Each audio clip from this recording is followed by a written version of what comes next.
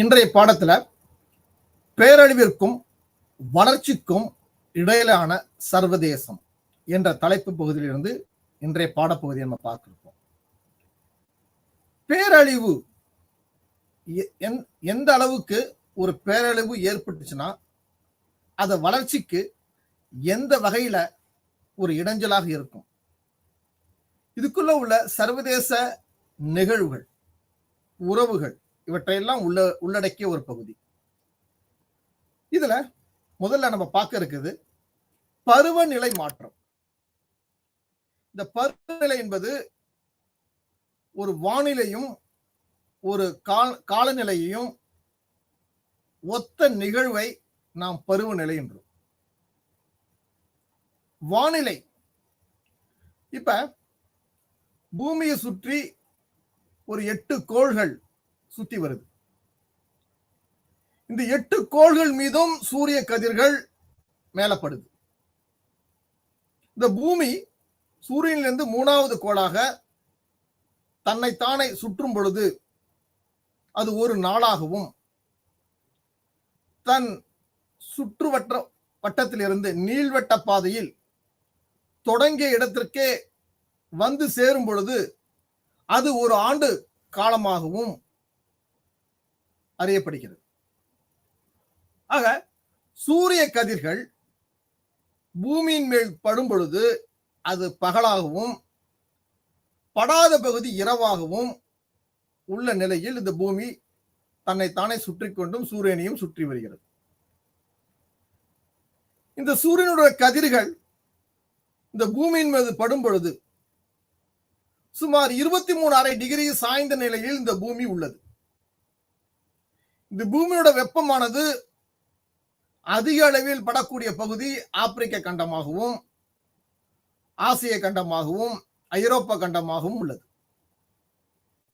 ஆக இந்த வெப்பநிலை என்பது அதிக அளவில் ஆப்பிரிக்க கண்டத்தையும், அதுக்கு அடுத்த நிலை ஆசிய கண்டத்தையும், அதுக்கு அடுத்த பகுதியாக ஐரோப்பா கண்டத்தையும், அமெரிக்க கண்டத்தையும் உள்ளடக்கியதாக இருக்கிறது.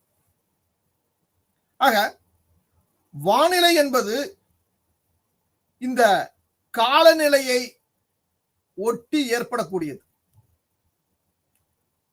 பூமி சூரியனை சுற்றும் பொழுது நிகழக்கூடிய ஒவ்வொரு நிகழ்வும் இங்கு காலநிலையாக மாறப்படுகிறது. கோடைக்காலம், குளிர்காலம், மழை காலம், இப்படி பல்வேறு காலநிலைகளை. ஆக இந்த சூரியனை சுற்றும் பொழுதுதான் இது இயல்பாக நடைபெறுகிறது. ஆக வானிலை மற்றும் காலநிலையை பற்றி இத்தகைய பொதுவான கருத்துக்கள் இருந்தாலும் காலநிலை மாற்றத்தை நாம் விளக்க முடிகிறது. காலநிலை என்பது சில நேரங்களில் அதிக வெயிலையும், அந்த வெயிலுடைய தாக்கம் பல்வேறு நோய்களையும், வறட்சியையும், ஏன் பல்வேறு நிலைகளில் மனிதர்களும் விலங்குகளும் அந்த வெயிலுக்கு தாங்காத ஒரு சூழலை ஏற்படுத்தப்படுகிறது. அதே போன்று குளிர், அளவுக்கு அதிகமான குளிர் மனிதன் தாங்கும் சக்தியை விட தாண்டி பன்மடங்கான ஒரு குளிரை ஏற்படுத்தும் பொழுது அது பல்வேறு நிலைகளை, பல்வேறு சூழல்களை மாற்றக்கூடியதாக இருக்கிறது. மழை இந்தியாவை பொறுத்தவரை வடகிழக்கு பருவக்காற்று, தென்மேற்கு பருவக்காற்று, இந்த இரு காற்றுகள் உள்ளது. அதில் தமிழகத்தில் தென்மேற்கு பருவக்காற்று ஒரு குறைந்த மழை அளவை மட்டும் கொடுக்கக்கூடியது. வடகிழக்கு பருவக்காற்று தான் தமிழகத்தில் அதிக மழையை வழங்குகிறது. ஆக ஒரு வானிலை என்பது அந்த காலநிலையை சார்ந்து இருக்கக்கூடிய ஒரு நிலையில் உள்ளது. ஆக காலநிலை மாற்றம் என்பது ஒரு தவிர்க்க முடியாத ஒரு தழுவுதலை ஏற்படுத்துகிறது. ஆக காலநிலை பல்வேறு சூழலுக்கு அப்பால், அது விவசாயமா இருக்கலாம், ஒரு காடு சார்ந்த பகுதியாக இருக்கலாம், ஒரு நீர்நிலைகளா இருக்கலாம், அல்லது மனிதர் வாழக்கூடிய ஒரு பகுதியாக இருக்கலாம். பல்வேறு சூழல்களில் இந்த காலநிலை எத்தகைய மாற்றங்களை ஏற்படுத்தியிருக்கிறது, அந்த மாற்றங்களால் எத்தகைய பேரழிவுகள் அல்லது பல்வேறு இடர்பாடுகள் ஏற்படுவதற்கு ஒரு வாய்ப்பாகவும் உள்ளது. இன்று உலக சுற்றுச்சூழலில் காலநிலை மாற்றம் என்பது தவிர்க்க முடியாததாக உள்ளது. நம் அன்றாடம் செய்திகளில் அளவுக்கு அதிகமான மழை பெய்து வெள்ளம் ஏற்பட்டு உயிர் சேதங்கள் ஏற்பட்டு அல்லது அந்த நாட்டுடைய சொத்துக்கள் மிகப்பெரிய ஒரு சேதாரத்தையும் அந்த நாட்டிற்கே ஒரு மறு கட்டமைப்பை ஏற்படுத்தும் வகையிலும் மிகப்பெரிய ஒரு அழிவை சென்ற நாட்களில் பல்வேறு செய்திகள் கிடைத்திருக்கின்றன. இதற்கெல்லாம் காரணம் உலக சுற்றுச்சூழலில் ஏற்பட்ட மாறுதல்கள். இந்த மாறுதல்கள் ஏற்படுவதற்கு மிக முக்கியமான காரணம், நாம் காடுகளை அதனுடைய அடர்த்தியை குறைப்பதாலும், அந்த காடுகளில் நம்பி வாழக்கூடிய வனவிலங்குகள், அதுவும் ஒரு சில உயிரினங்கள், அரிதாக இருக்கின்ற உயிரினங்கள் கூட மடிவதாலும் அல்லது அத்தகைய உயிரினங்களை நாம் பாதுகாக்க தவறுவதாலும் இந்த காடுகளின் அடர்த்தி குறையும் பொழுது இந்த உலகத்தில் மழையின் அளவு குறைகிறது. மழையின் அளவு குறையும் பொழுது நம்முடைய நாட்டில் நீர்வளம் குறைகிறது. இப்படி நீர்வளம் குறையும் பொழுது அந்த மண்ணின் தன்மை குறைகிறது. நீரை சேமிக்க வைக்கும் மண் தன் இயல்பை இழக்கிறது. ஆக உலக சுற்றுச்சூழலில் இத்தகைய காலநிலை மாற்றங்கள் பல்வேறு மாறுபாடுகளை, அதுவும் ஒரு மாற்றத்தை நோக்கிய ஒரு சூழலாக ஏற்படுத்துகிறது. இன்று உலக அளவில் வெள்ளம், வறட்சி இவை இரண்டும் போட்டி போட்டுக்கொண்டு மக்களையும், அந்த மக்களுக்கான பல்வேறு இடர்பாடுகளையும், வனவிலங்குகளையும் ஒரு பெரிய அழிவை நோக்கி ஒரு மாபெரும் ஒரு வறட்சியை ஏற்படுத்தும் வகையில் உள்ளது. ஆக வெள்ளம் என்பது அந்த பருவங்களில் பெய்யக்கூடிய மழை, அந்த மழை தவறி பெய்வது அல்லது பெய்ய வேண்டிய மழை அந்த அளவை தாண்டி அளவுக்கு அதிகமாக ஒரு மாதங்களில் பெய்ய வேண்டிய மழை தொடர்ந்து 3 நாட்கள் 4 நாட்கள் தொடர்ந்து பெய்து அந்த நாட்டினுடைய அல்லது அந்த பகுதியுடைய ஒட்டுமொத்த சுற்றுச்சூழலையும் ஒரு கேள்விக்குறியாக மட்டுமல்ல, மக்களுடைய வாழ்வாதாரங்களையும் கேள்வி கேட்கும் நிலையில் இந்த காலநிலை மாறுபடுகிறது. ஆக இத்தகைய சூழல்கள் அந்த ஒரு வெள்ளத்தினால் ஏற்படக்கூடிய நிலைகள் அந்த நாட்டையே, அந்த நாட்டுடைய பொருளாதாரத்தையே திரும்பி பார்க்க வைக்கிறது. அதே போன்று வறட்சி என்பது நீர் அதிகம் இல்லாதனாலும், வெப்பம் அதிக உமிழப்படுவதாலும் கடந்த காலங்களில் விட தற்போது காலங்களில் அதிக வெப்பத்தை இந்த பூமியில் வீசுவதால் பல்வேறு உபாதைகளுக்கு மனிதர்களும் விலங்குகளும் சுற்றுச்சூழல்களும் பாதிக்கக்கூடிய வகையில் உள்ளது. ஆக இந்த சூழல்தான் ஒரு குடிநீர் பஞ்சத்திற்கும் குடிநீர் தட்டுப்பாட்டிற்கும் அல்லது பூமியினுடைய நீர்த்தன்மை பல்வேறு அடிகளுக்கு அப்பாற்பட்டு இருக்கக்கூடிய ஒரு சூழலாகவும் இருக்கிறது. இவையெல்லாம் ஒட்டுமொத்தமாக காரணமாக பார்க்கப்படுவது இது வெள்ளமாக இருக்கட்டும், வறட்சியாக இருக்கட்டும், நாம் இயற்கையை பாதுகாக்க தவறுவதால் இயற்கை சீற்றங்களுக்கு இயற்கைகளுக்கு மாறாக இந்த மண்ணையும் காற்றையும் நீரையும் நாம் மாசுபடுத்துவதால் அல்லது அது முறையாக ஒழுங்காக பயன்படுத்தாததால் இத்தகைய நிலை ஏற்படுகிறது. ஆக ஒரு நாட்டில் அளவுக்கு அதிகமாக மழை பெய்யும் பொழுது அந்த மழையானது ஒரு வெள்ளமாக ஏற்பட்டு ஒரு அதிக சேதாரங்களை ஏற்படுத்தி அல்லது அந்த பகுதி தண்ணீரில் மூழ்கப்பட்டு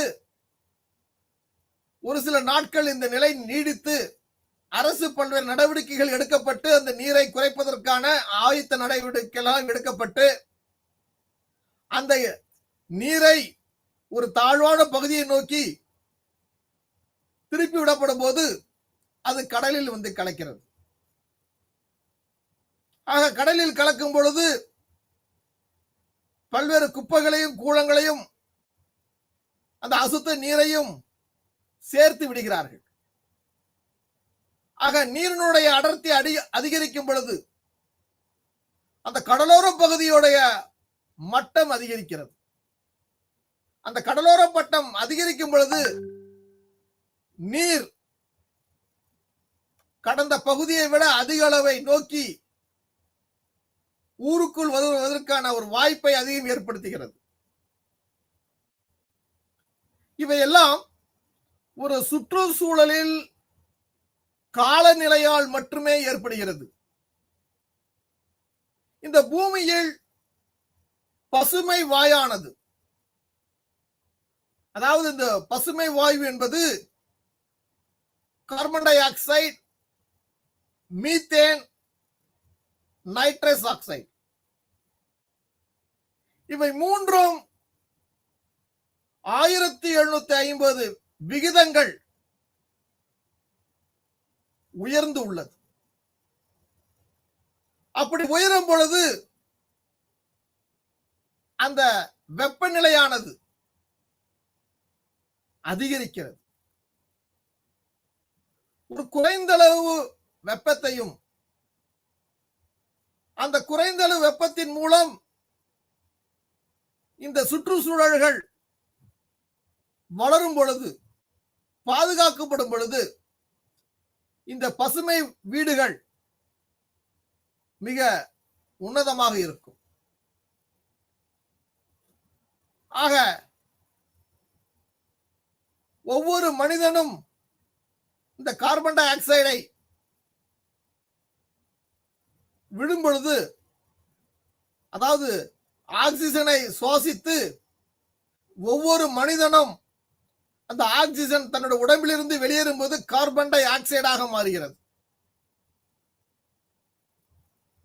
இந்த ஆக்சிஜனை உற்பத்தி செய்வது மரங்களும் செடிகளும் கொடிகளும் ஆகும். இது பசுமையான உள்ள ஒரு தாவரங்கள் மூலம் சுவாசிக்கின்ற ஒரு வாயுவானது ஆக்சிஜனாக மாற்றப்படுகிறது. ஆக அசுத்த காற்றை எடுத்துக்கொண்டு ஒரு சுத்தமான காற்றை செடிகளும் மரங்களும் கொடிகளும் இந்த சமூகத்துக்கு மிகப்பெரிய சுற்றுச்சூழல் சூழலை ஒரு உன்னதமாக ஏற்படுத்துகிறது. ஆக அந்த சூழலை இன்றைய காலகட்டத்தில் நாம் அந்த சூழலை சரியாக புரிந்து கொள்ளாமலும் அந்த மரங்களையும் செடிகளையும் நமது வசதிக்கு ஏற்ப அல்லது நம்முடைய நாகரிக வளர்ச்சிக்கு ஏற்ப அல்லது நம்ம சரியாக அதை புரிந்து கொள்ளாதனாலும் பல மரங்கள் வெட்டப்படுகின்றன, விளைநிலங்கள் அழிக்கப்படுகின்றன, புதிய புதிய நகரங்கள் உருவாக்கப்படுகிறது. ஆக இந்த பசுமை நிலை என்பது மாறக்கூடியதாக உள்ளது. ஆக இத்தகைய சூழல்கள் ஒரு வானிலை மற்றும் காலநிலையை எந்த வகையில் நாம் புரிந்து கொள்ள முடிகிறது? அப்படி புரிந்து கொள்ளும் பொழுது சூரியனுடைய வெப்பக்கதிர்கள் அதிகமாக பூமியை வந்தடைகிறது. ஆக இந்த வெப்பக்கதிர்கள் நேரடியாக வரும் பொழுது அதிக பாதிப்பையும் ஏற்படுத்துகிறது. இந்த பூமியை வந்து சென்றடையும் பொழுது நாம் நல்லது ஒரு இயற்கை சூழலை இருக்கும் சூழலை பாதுகாக்காமலும் இன்றைக்கு இருக்கும் மக்கள் தொகைக்கு ஏற்ப அந்த இயற்கை சூழலை அதிகப்படுத்த நாம் தவறியதாலும் இந்த சூழ்நிலை வெப்ப கதிர்கள் அதிக அளவில் நம்மளை வந்து சென்றடைகிறது. ஆக பூமியினுடைய தண்ணீர் மட்டமானது அந்த வெப்பநிலையுடைய அதிகரிக்கும் வகையில் ஒவ்வொரு மனிதனுக்கும் குடிப்பதற்கு நீரும் அல்லது அந்த நீர்நிலைகள் அதிக அளவில் மக்களுக்கு பயன்படும் வகையிலும் மாறக்கூடியதாக உள்ளது. ஆக இந்த வெப்பக்காற்று அதிகமாக இருக்கும் பொழுது அந்த வெப்பக்காற்றுடைய ஒரு சராசரி நிலையானது அதிக அளவில் நீரை உறிஞ்சக்கூடியதாக இருக்கும். அப்போ மண் வறண்ட நிலையில் இருக்கும், செடிகள் பசுமை நிலையை மாறக்கூடியதாக இருக்கும். ஒவ்வொரு மனிதனுடைய உடம்பிலும் ஒரு வெப்பநிலை இருக்கும். அந்த வெப்பநிலை செல்சியஸை தாண்டி பல்வேறு வெப்பநிலைகளை நாம் சார்ந்து இருக்கக்கூடிய நிலையில் இருக்க வேண்டும். குறிப்பாக உணவு சமைக்கும் பொழுது அதிலிருந்து வெளிப்படும் வெப்பம் இன்று நமது சுற்றுச்சூழலில் இயக்கப்படுகின்ற பேருந்து, கார், பைக் அல்லது தொழிற்சாலைகளிலிருந்து வெளிப்படுகின்ற வெப்ப கதிர்கள் இல்ல வெப்ப புகைகள், இப்படி பல்வேறு நிலைகளில் நாம் இயந்திரங்கள் மூலமாக அல்லது குளிர் சாதனங்கள் மூலமாக இப்படி வெப்பத்தை இந்த சமூகத்தில் உமிழப்படுகின்றோம். அப்படி உமிழப்படுவதால் ஏற்கனவே சூரியனிலிருந்து வருகின்ற வெப்பமானது நாம் பயன்படுத்துகின்ற வெப்பமானதும் அதிகரிக்கும் போது அங்க வெப்பக்காற்று அதிகமாக ஏற்படக்கூடிய நிலை உள்ளது. இந்த நிலையை போக்குவதற்கு இயற்கை சூழல்கள் மிக குறைந்த அளவில் உள்ளதால் இங்கு வெப்பக்காற்று அதிக அளவில் உறுதிப்படுத்தப்படுகிறது. ஆக அந்த அதிக வெப்பத்தால் நீர் அதிகமாக உறிஞ்சப்படும் பொழுது காற்றினுடைய அடர்த்தியானது குறைவாக உள்ளது. ஏனென்றால் வெப்பம் குறையும் பொழுது காற்றினுடைய அடர்த்தி அதிகமாக இருக்கும். ஏன்னா காற்றின் ஈரப்பதம் இருக்கும். மழைக்காலங்களிலோ குளிர்காலங்களிலோ காற்றினுடைய அடர்த்தி அதிகமாக இருக்கும். அதில் உள்ள நீர் நாம் சுவாசிக்கும் பொழுது அந்த தன்மை மென்மையாக இருக்கும், தென்றலாக இருக்கும், அல்லது ஒரு தேவையான காற்று தேவையான மனிதனுக்கு உகந்ததாக இருக்கும். இந்த சூழல்கள் மாறப்படுவது வெப்பக்காற்றால் மட்டுமே. ஆக இந்த நிலைகள் ஒரு காலநிலை மாற்றத்தை உண்டு பண்ணுவதாக அமைகிறது. அந்த காலநிலை என்பது ஒரு வானிலையை வெப்பத்தை மையமாக கொண்டு செயல்படக்கூடியதாக இருக்கிறது.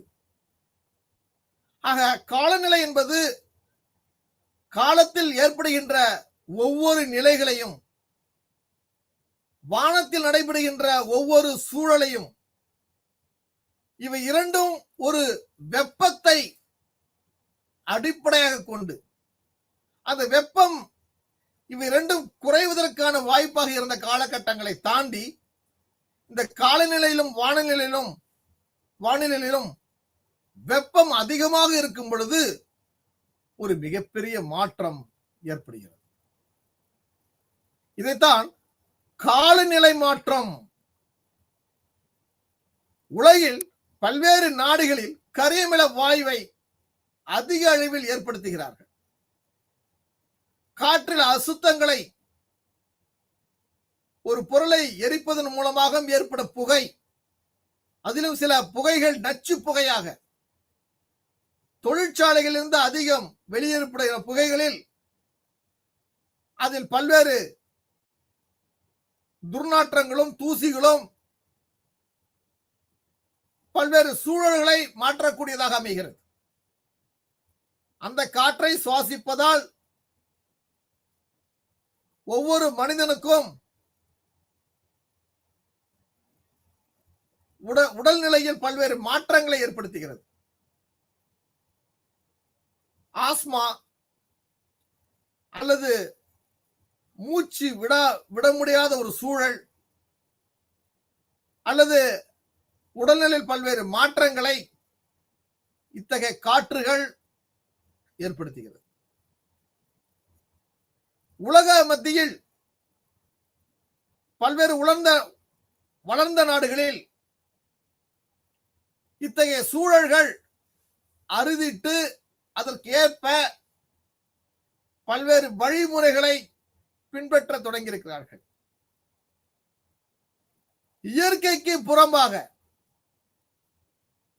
இயற்கையுடைய விளைச்சலை அல்லது இயற்கையுடைய விவசாயத்தை அதிகப்படுத்தும் விதமாக மண்ணையும் நீரையும் பாதுகாக்கும் அளவில் பல்வேறு வழிமுறைகளை ஏற்படுத்துவதற்காக அரசு பல முன் திட்டங்களை வளர்ந்த நாடுகள் இன்றளவும் செயல்படுத்திக் கொண்டிருக்கிறார்கள். அதனாலதான் அத்தகைய நாடுகளில் ஒரு குறிப்பிட்ட நேரத்தில் சரியான பனியும் மழையும் வெப்பமும் அவர்களுக்கு கிடைக்கப்பெறுகிறது. அந்த இயற்கை சூழல்கள் மாறுபடாமல் பாதுகாப்பதற்கான நடவடிக்கைகளையும், அப்படி இயற்கைக்கு புறம்பாக செய்வர்களை தண்டிக்கவும் தயாராக இருக்கிறது. இதன் மூலம் ஒரு ஆர்கானிக் கொண்ட ஒரு உண்மையான உணவு முறைகளையும் உணவு பழக்கத்தையும் ஒரு உணவையும் இந்த சமூகத்துக்கு திருப்பி கொடுக்கிறது. ஆக நீர் பாதுகாக்கப்படுகிறது, மண் பாதுகாக்கப்படுகிறது, அதன் மூலம் மக்கள் பாதுகாக்கப்படுகிறார்கள். ஆக காலநிலை மாற்றம் என்பது உலகளவில் ஏற்படுகிறது.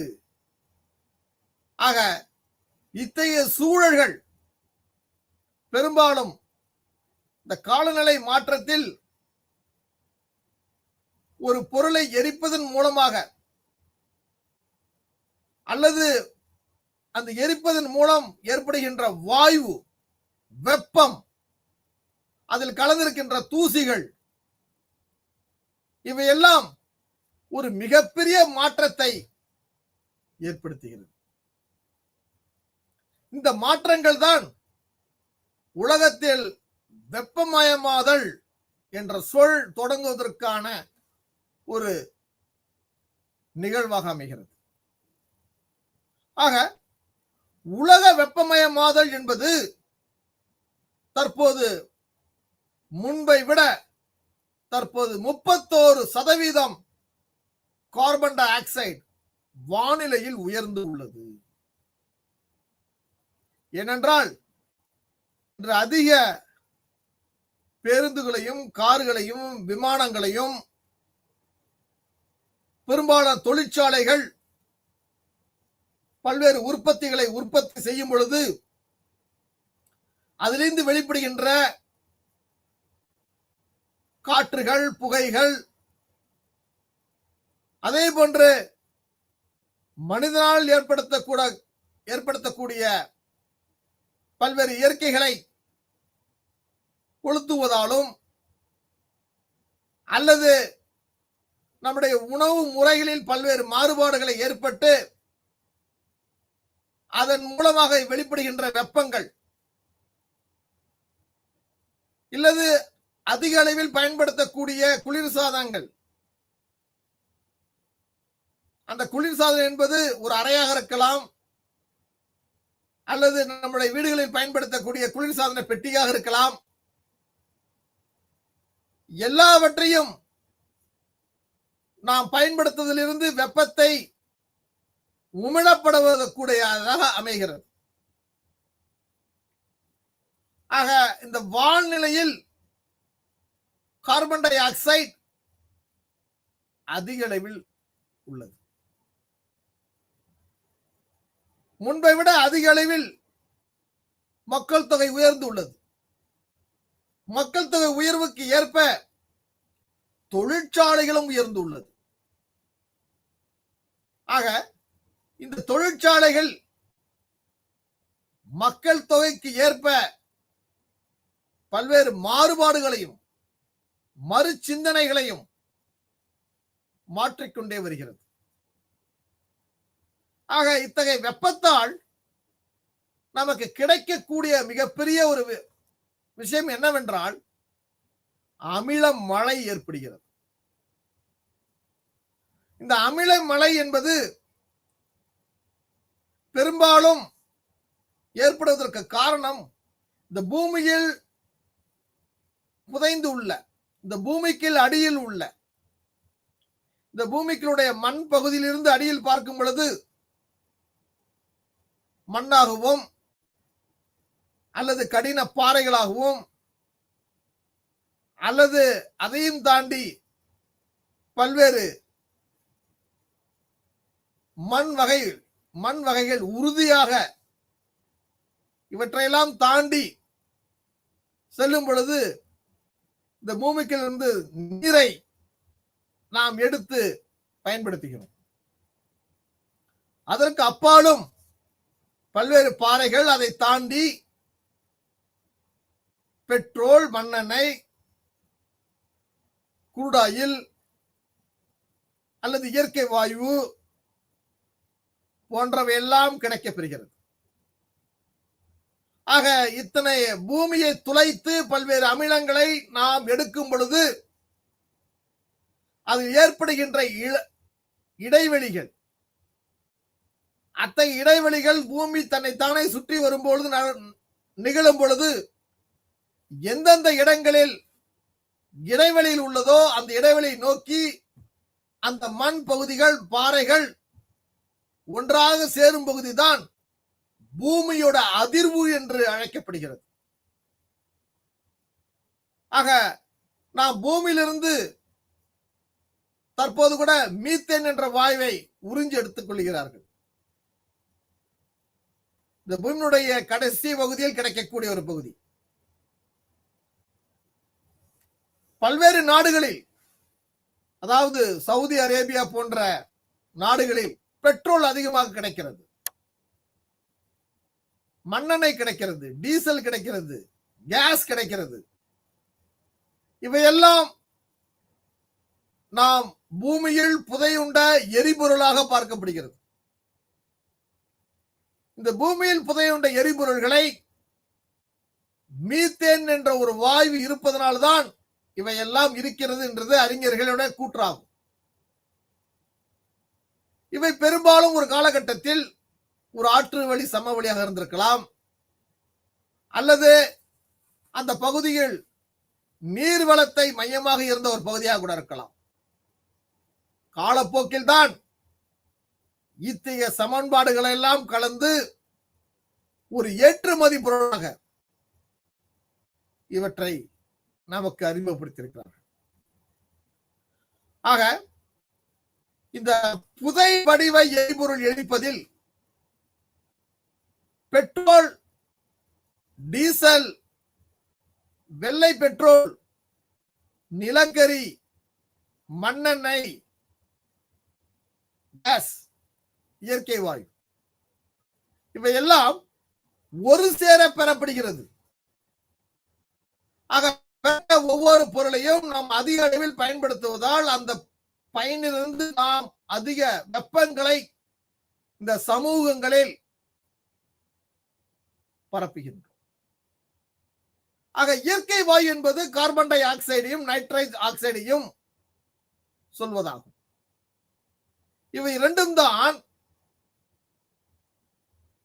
ஒரு அமிலமழை பெய்வதற்கான ஒரு வாய்ப்பாக அமைகிறது. அமிலமழை பெய்வதற்கான ஒரு வாய்ப்பாக உள்ளது. அதே போன்று பூமியின் மேல் அடுக்குகளில் ஓசோன் அடுக்கு என்று ஒரு அடுக்கு உள்ளது. இந்த சூரிய கதிர்களை தடுத்து இந்த பூமிக்குள் தேவையான வெப்பத்தை உள்ளே தழுவும்.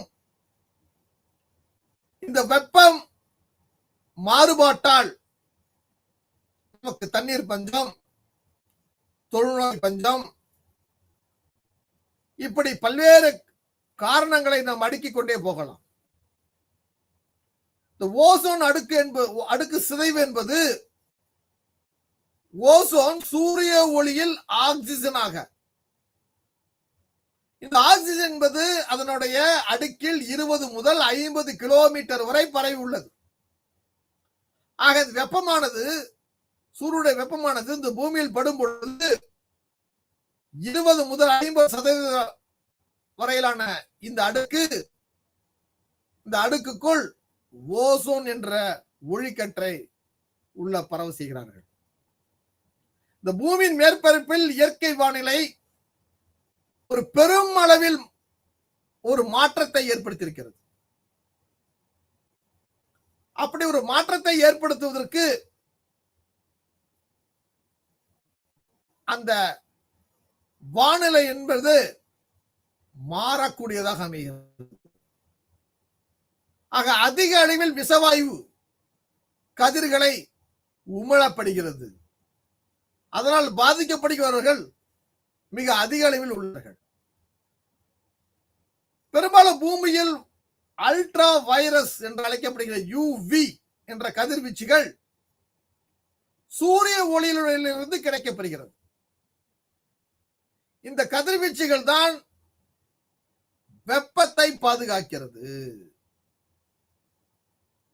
ஆக நாம் எத்தகைய சூழலில் இந்த ஓசோன் அடுக்கு நிலையை நாம் பாதுகாக்கிறோமோ, வெப்பத்தை குறைக்கின்றோமோ, இயற்கை சிதைவிலிருந்து இயற்கையை பாதுகாக்கிறோமோ, அப்பொழுதுதான் வெப்பநிலை குறைய தொடங்கும், ஒரு சாதாரண ஒரு சூழலை ஏற்படுத்தும். அப்படி ஏற்படுத்தும் பொழுது நம்முடைய மாடுகளா இருக்கட்டும், ஆடுகளா இருக்கட்டும், செடியா இருக்கட்டும், கொடியா இருக்கட்டும், அல்லது மனிதர்களா இருக்கட்டும், இவர்கள் அத்தனை பேரும் ஓசோன் அடுக்கு சிதைவுக்கு துணை புரிய வேண்டும். ஓசோன் சூரிய ஒளியில் இருந்து ஆக்சிஜனை அதன் அடுக்கு 20 முதல் 50 கிலோமீட்டர் வரை பரவி உள்ளது. இந்த பூமியின் மேற்பரப்பில் இயற்கை வானிலை சற்று மாசுபட்டு இருக்கின்றது. ஆக அதிக அளவிலான விஷவாயு, அதிக அளவிலான இயற்கை சிதைவுகள் இவையெல்லாம் ஒன்றுபட கிடைக்கப்பெறுகிறது.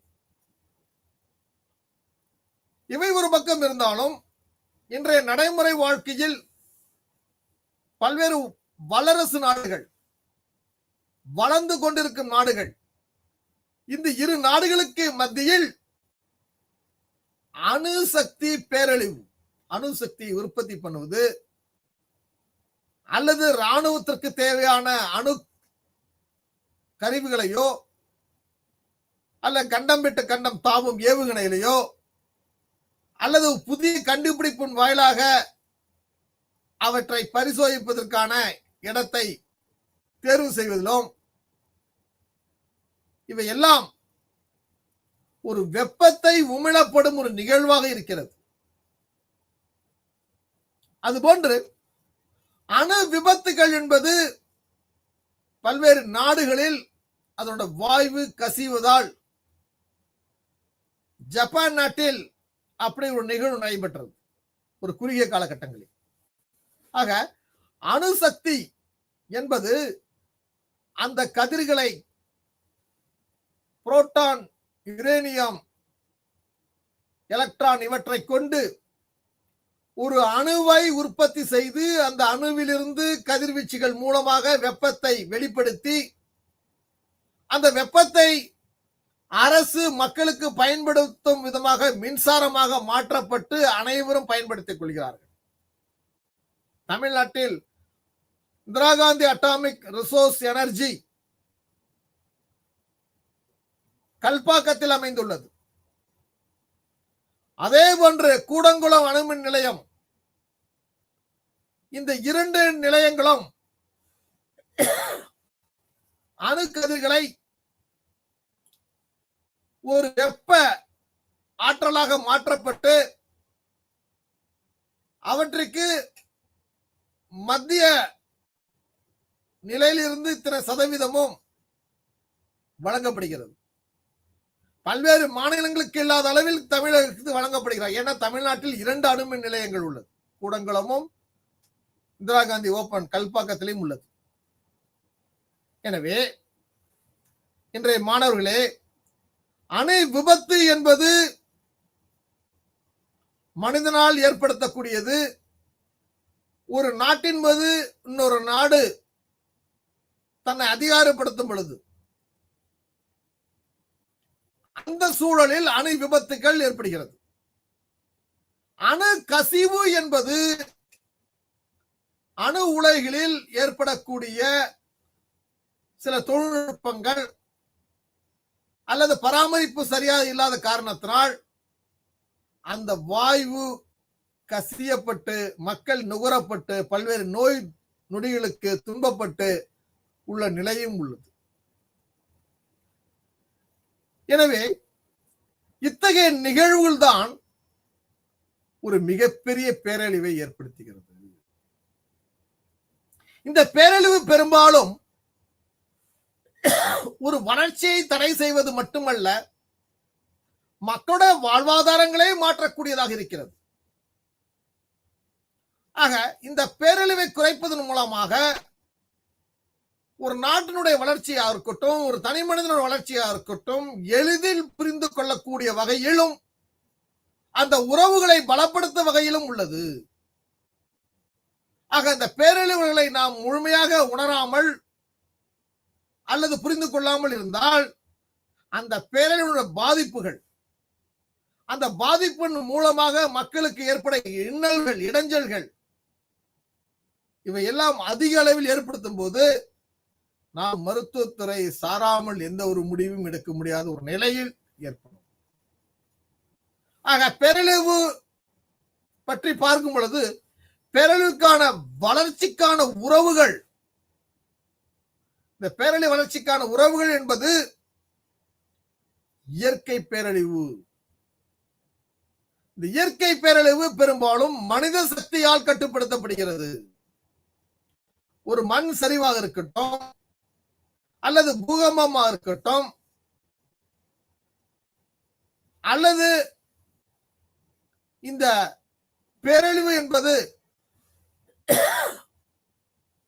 அதிக மழையை அல்லது புயலை இந்த சூழல்கள் எல்லாம் ஏற்படுத்தும் பொழுது அவற்றை மனித சக்திகள் காலப்போக்கில் அவற்றை கட்டுப்படுத்துகிறார்கள். அதற்கான தொழில்நுட்பத்தை கையாளுகிறார்கள். அது சார்ந்த அறிவை உள்நோக்கு அதை பயன்படுத்துகிறார்கள்.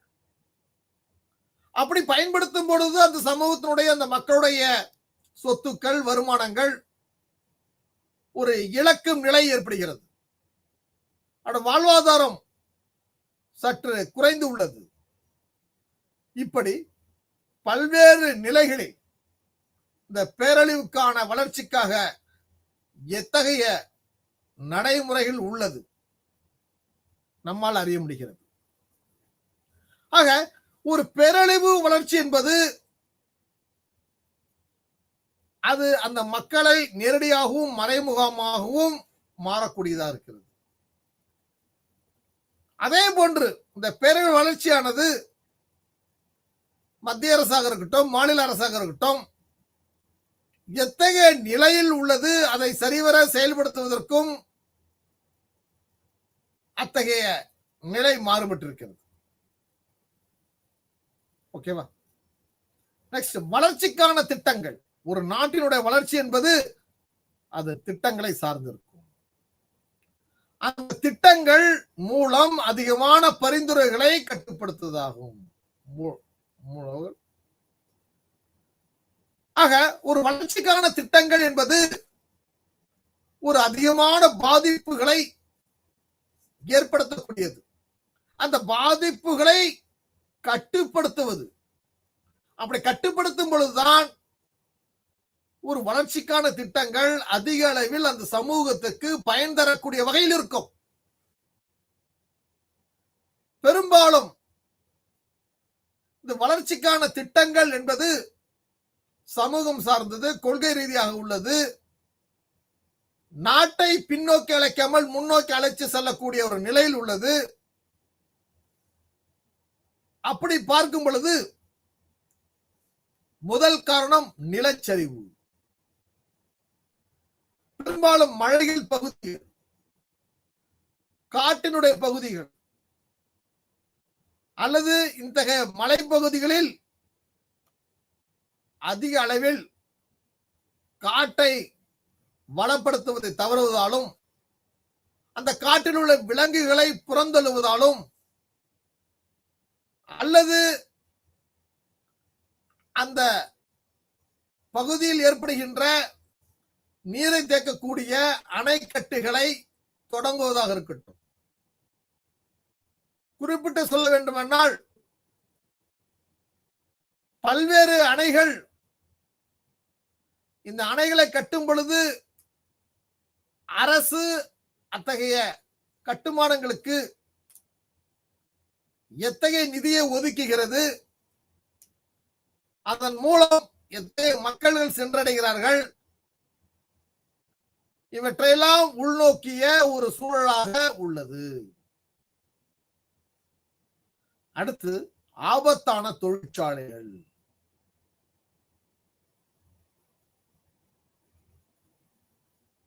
ஆக நம்முடைய வளர்ச்சி திட்டங்கள் என்பது வெள்ளம் போன்ற நிலைகளில் தடுத்து நிறுத்துவது அல்லது வெள்ளத்தை வேறொரு பகுதியில் உபரி நீராக மாற்றம் செய்வது, தண்ணீர் தேங்கும் அளவிற்கு குளங்களையும் ஏரிகளையும் ஏற்படுத்தி தருவது, ஒரு ஆபத்தான ஒரு தொழிற்சாலைகளில் உமிழப்படும் காற்றுகள், மாசுகள் அல்லது இத்தகைய செயல்பாடுகளுக்கு பின்னால் இருக்கக்கூடிய உங்களுடைய உறவினர்கள், இவற்றையெல்லாம் நாம் ஒரு வளர்ச்சிக்கான திட்டங்களாக பார்க்கப்படுகின்றோம். அப்படி பார்க்கும் பொழுது சில திட்டங்கள் ஆபத்துக்கான பஞ்சமில்லை என்ற ஒரு தீர்ப்பை வழங்கி அந்த குழந்தைகளுக்கு ஒரு சூழலாக ஏற்படுகிறது. ஆக வளர்ச்சிக்கான உள்கட்டமைப்புகள் என்பது இயற்கை உள்கட்டமைப்பு, சேவை உள்கட்டமைப்பு,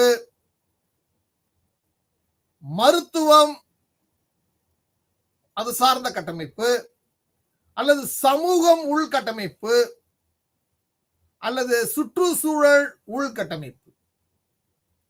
இந்த 4 வகையான கட்டமைப்புகள் ஒரு நாட்டினுடைய வளர்ச்சிக்கு, அதுவும் உள்கட்டமைப்புகளுக்கு மிகவும் முக்கியத்துவமாகவும் ஒரு நாட்டை வளர்ச்சிக்கான பாதையில் எடுத்து செல்வதற்கான ஒரு சூழலாகவும் அமைகிறது.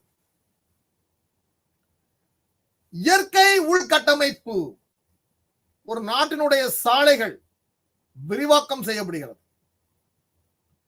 ஆக அதன் மூலம் ஒரு போக்குவரத்துகள் சீர்படுத்தப்படுகிறது. மக்கள் விரைவாக அதை பயன்படுத்துகிறார்கள். ஆக இத்தகைய சாலைகள் மார்க்கம் என்பது மாநில சாலைகளில் இருந்து தேசிய சாலைகளாக NH என்று சொல்லப்படுகின்ற தேசிய சாலைகளாக மாற்றம் செய்யப்படுகிறது. ஆக அதே போன்ற குடிநீர், இந்த குடிநீர் என்பது மக்களுக்கு தேவையான,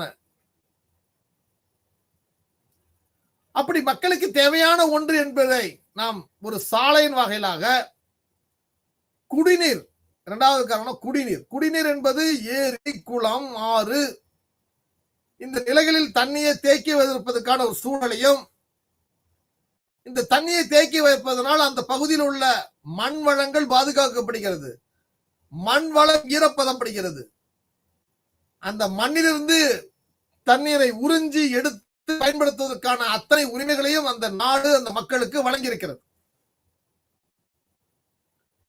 அதே போன்று கழிவுநீர், நீரை முறையாக பயன்படுத்தாதனாலும் நீரின் மேன்மை உணராததனாலும்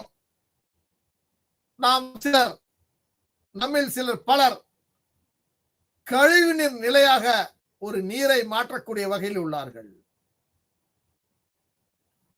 அடுத்தது சேவை உள்கட்டமைப்பு. சேவை உள்கட்டமைப்பு என்பது எல்லா மனிதர்களுக்கும் எத்தகைய சேவைகளை செய்ய முன்வருகிறார்கள். இன்றைக்கு இருக்கின்ற அவசர யுக காலத்தில் இத்தகைய வளர்ச்சிக்கான உள்கட்டமைப்பு வெகுவாக உயர்ந்துள்ளது. ஆக ஒரு போக்குவரத்து என்பது, இந்த போக்குவரத்து என்பது ஒரு சேவை கட்டமைப்பாக, அடுத்ததாக மருத்துவம், சேவை வரியானது போக்குவரத்து, மருத்துவம், கல்வி போன்றவற்றை உள்ளடக்கக்கூடியதாக இருக்கிறது. இந்த உள்ளடக்கக்கூடிய வகைகளில் மருத்துவம் என்பது இன்றைய கால வளர்ச்சியில் பல்வேறு மாற்றங்களையும் தொழில்நுட்பங்களையும் அறுவை சிகிச்சையின் மூலமாக அன்றைக்கு இருக்கக்கூடிய வசதி வாய்ப்புகள் எல்லாம் தாண்டி இன்று நாம் நம்முடைய சேவைகளை, நம்ம பாடங்களை நடத்தும் பொழுது இவையெல்லாம் உள்கட்டமைப்புகளை சார்ந்து உள்ளது.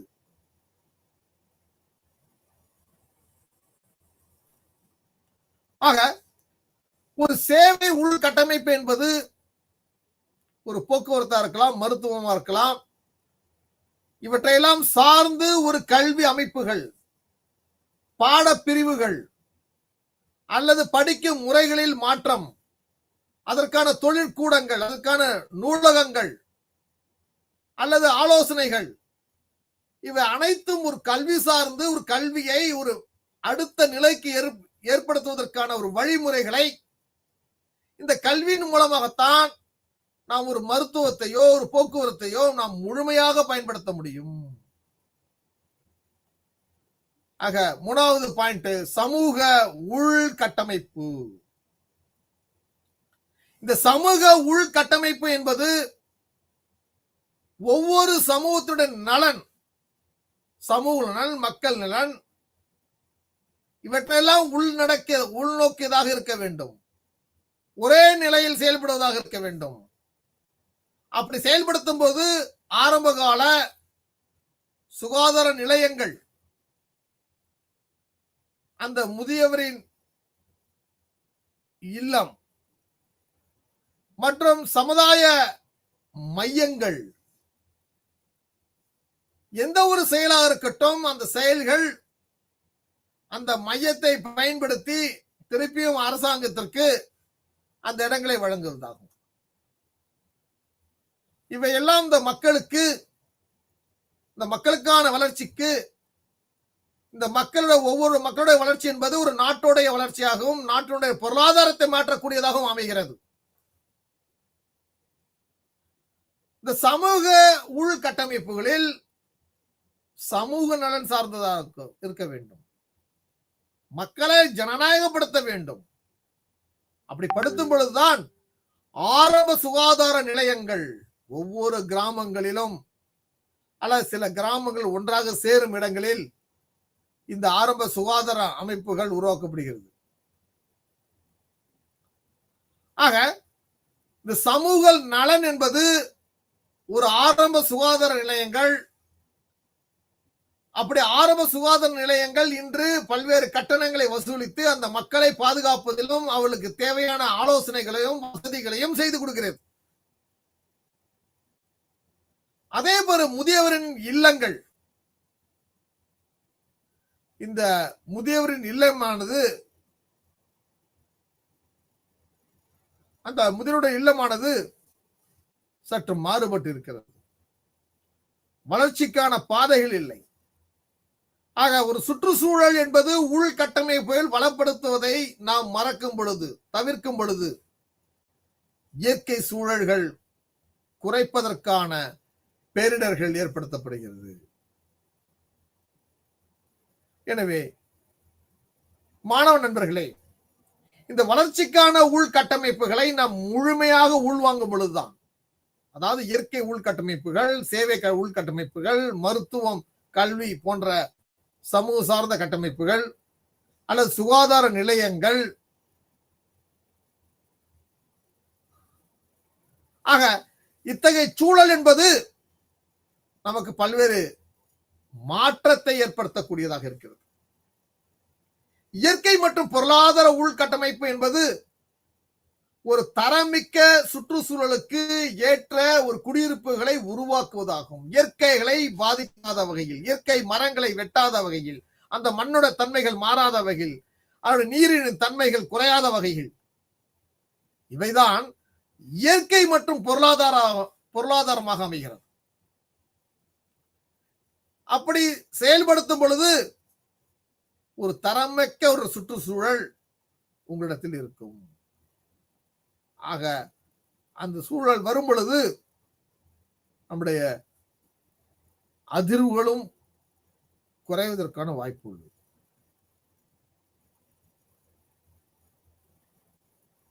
ஆக ஒரு தரமிக்க சுற்றுச்சூழல் என்பது ஒரு ஏற்ற இறக்க குடியேற்றங்களை சார்ந்து இருக்கிறது.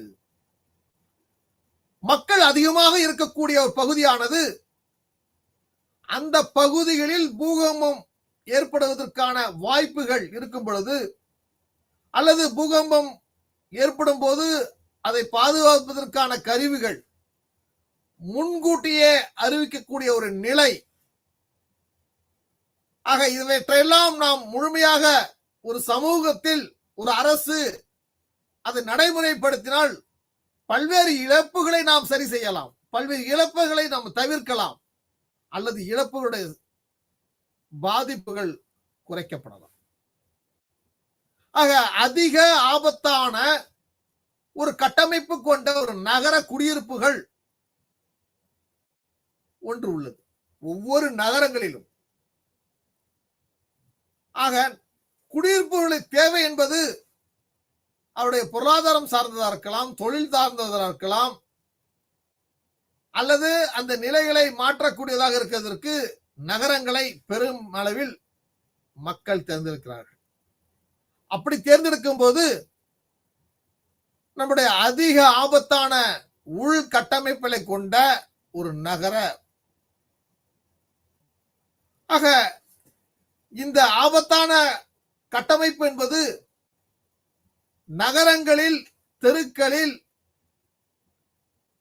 இடைவெளி இல்லாமல்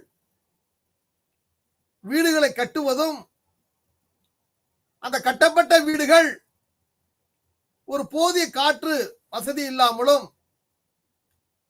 அல்லது பல்வேறு குடித்தனங்கள் அவற்றையெல்லாம் சார்ந்து வாழக்கூடிய ஒரு நிலையை ஏற்படுத்திக் கொள்வதாலும்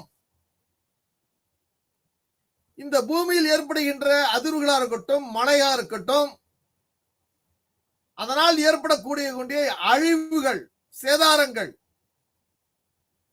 அல்லது ஏதாவது ஒரு ஆபத்து காலங்களில் அந்த மக்களை காப்பதற்கான கருவிகளை கூட எடுத்து செல்ல முடியாத ஒரு சூழல்.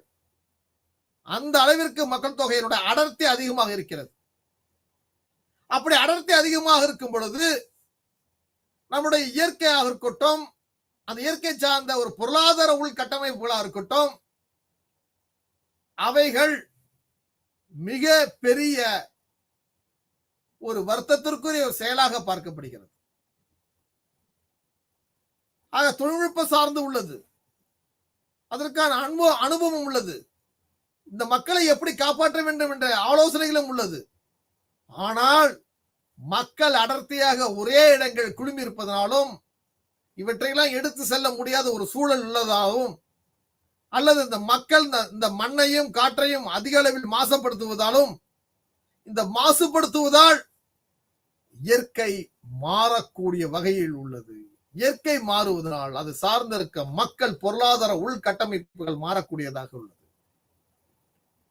ஆக ஒரு விஷயங்களை நாம் எடுத்து நாம் சொல்லும் பொழுது அதனுடைய தொடர்ச்சி மக்கள் மத்தியிலும் அதோட பாதிப்புகள் தொடர்கிறது.